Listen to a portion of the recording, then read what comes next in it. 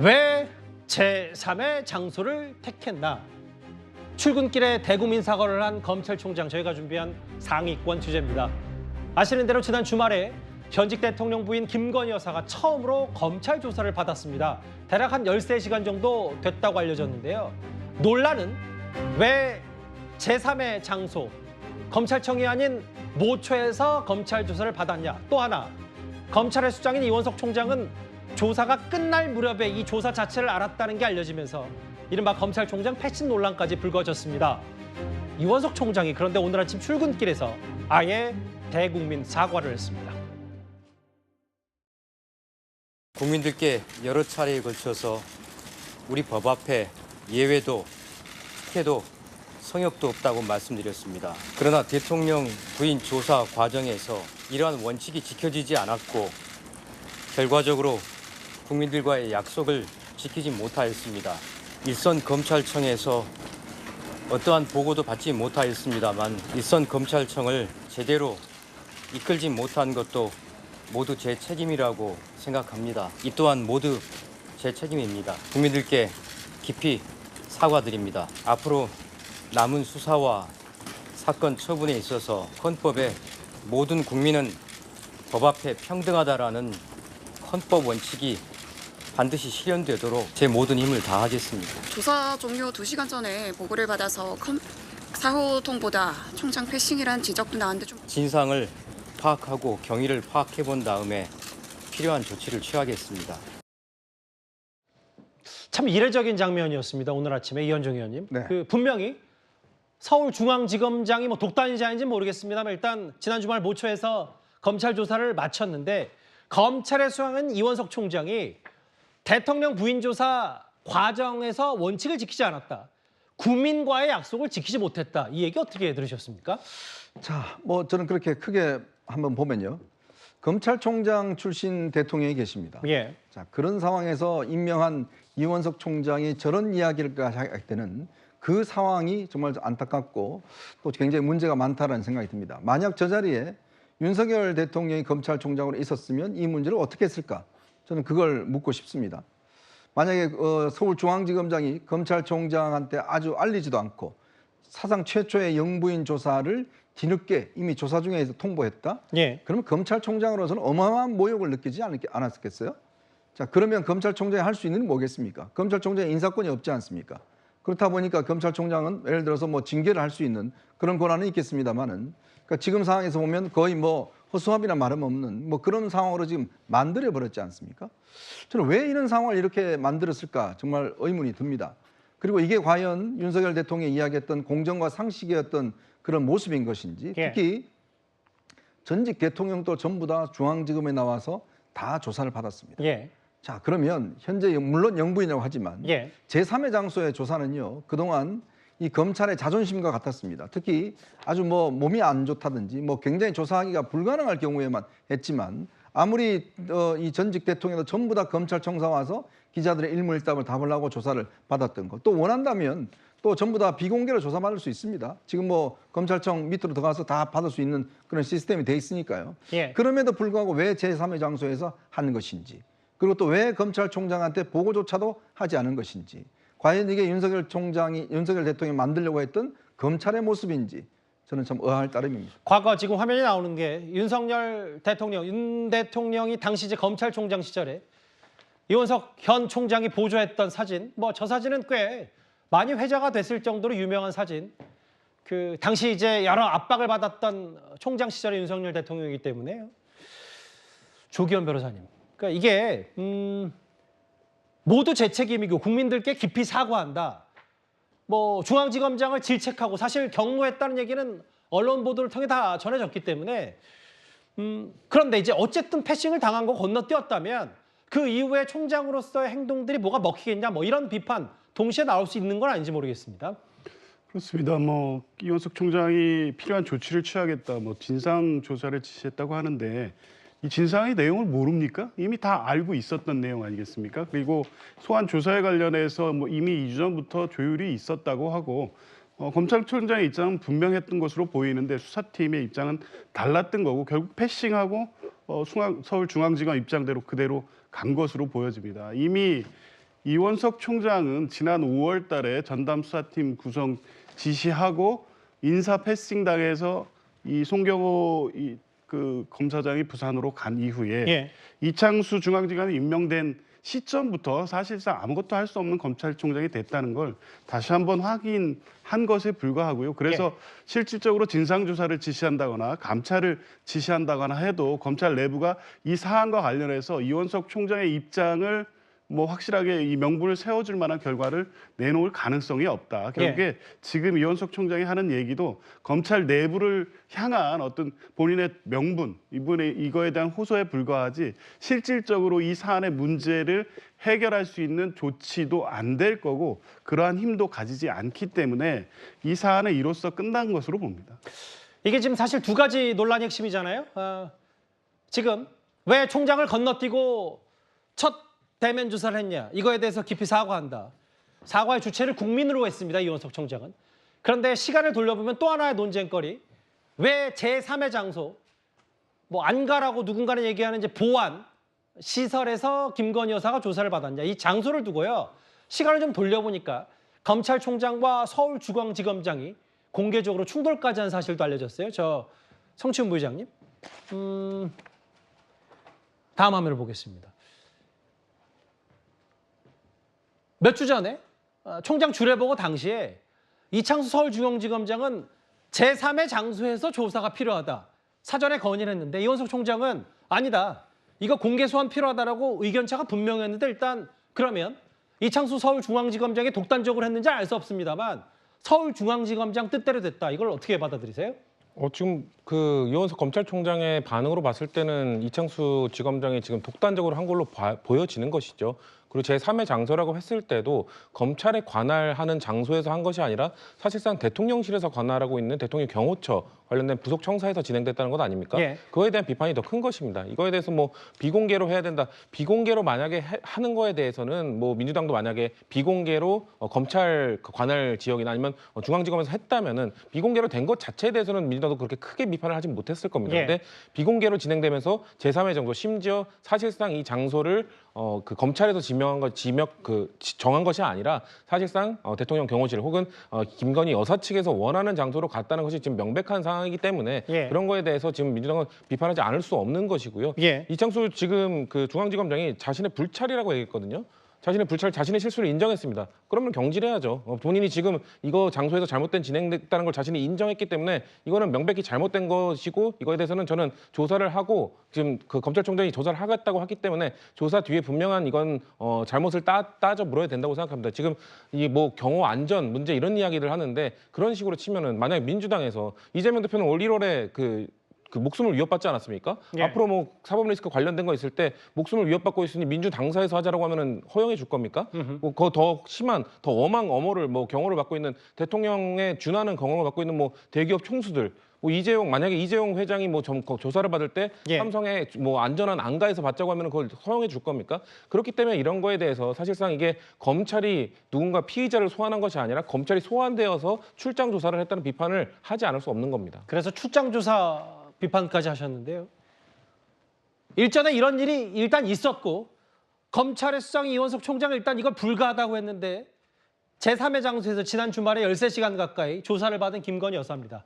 그런데 사실 이원석 총장을 뭐 몇 차례 건너뛴 것 아니냐는 논란은 이번 김 여사 관련 조사 말고도 과거 검찰 인사에서도 있었습니다.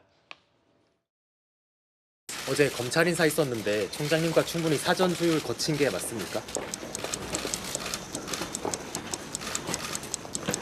어제 단행된 검사장 인사는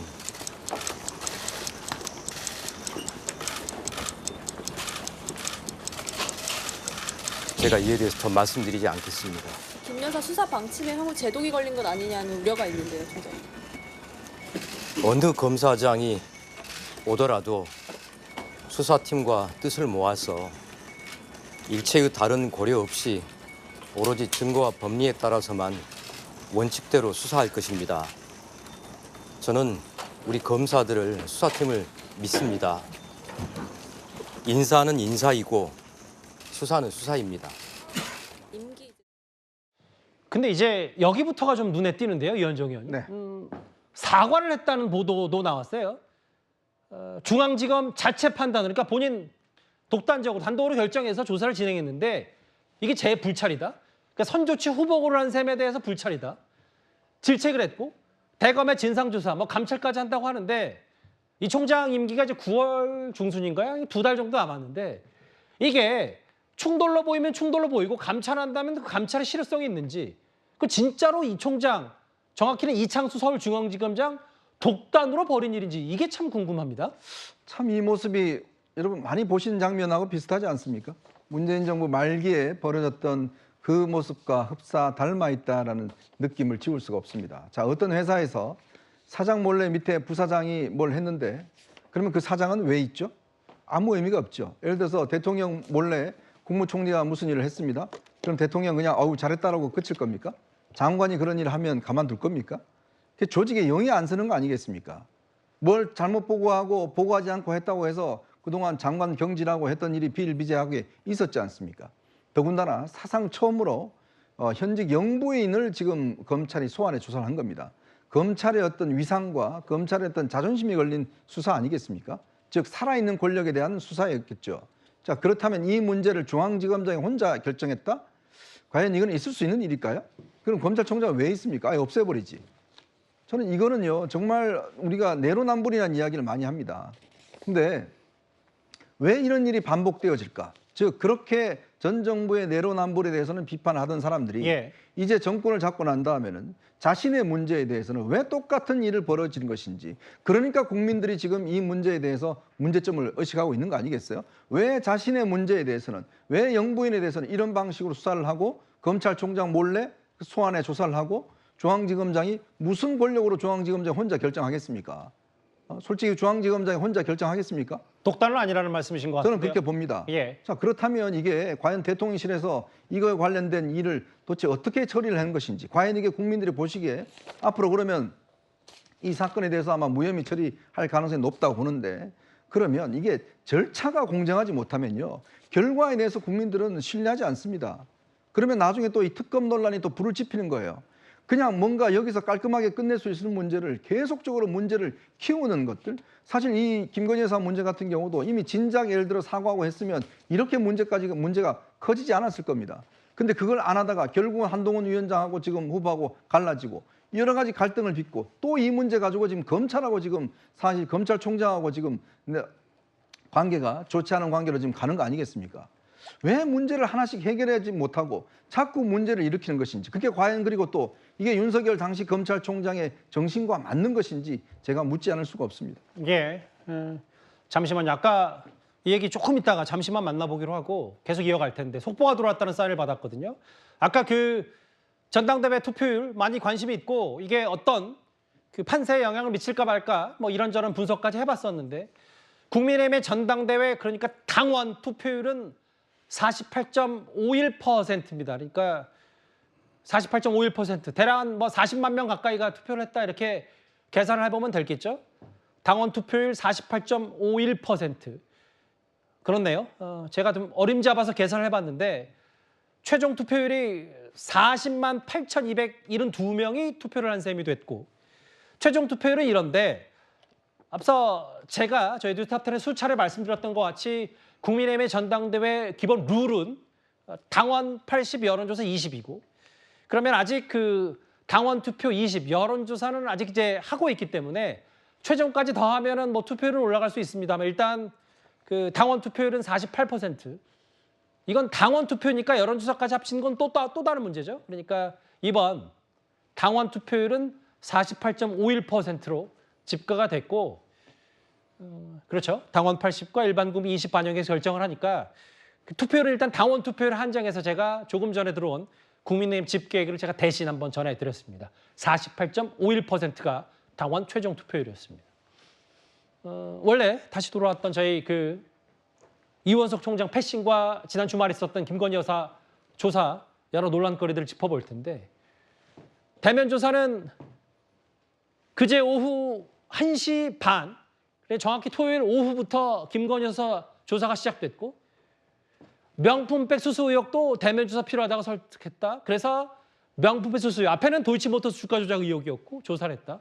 그런데 거의 조사가 끝날 무렵에 돼서야 이원석 총장의 보고가 됐고 조사 종료 뒤에 집으로 돌아간 김건희 여사. 다음 화면을 보겠습니다.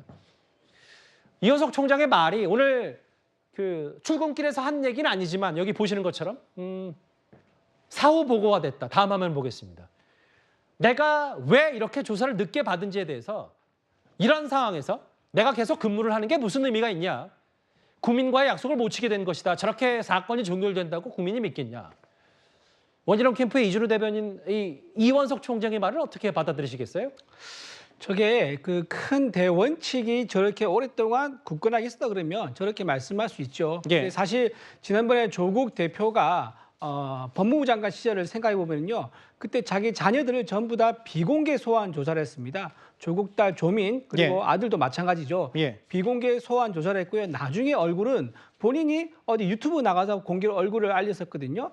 그게 무슨 말이냐면 사실 그때마다 상황이라든가 필요에 따라 가지고 공개 소환 조사하고 안 하고 이렇게 기준이 왔다 갔다 했던 면이 있습니다. 그런데 마치 그게 절대 예외가 없이 지켜진 것처럼 지금 보는 것은 좀 문제가 있다고 생각하고요. 예. 또 하나가 지금 가서 제3의 장소에서 조사를 받았거든요. 예. 그럼 이걸 좀 묻고 싶어요. 제3에 가서 조사를 받았을 때와 그리고 검찰청에 출두해서 조사를 받았을 때와 영부인의 답변이 달라졌겠습니까?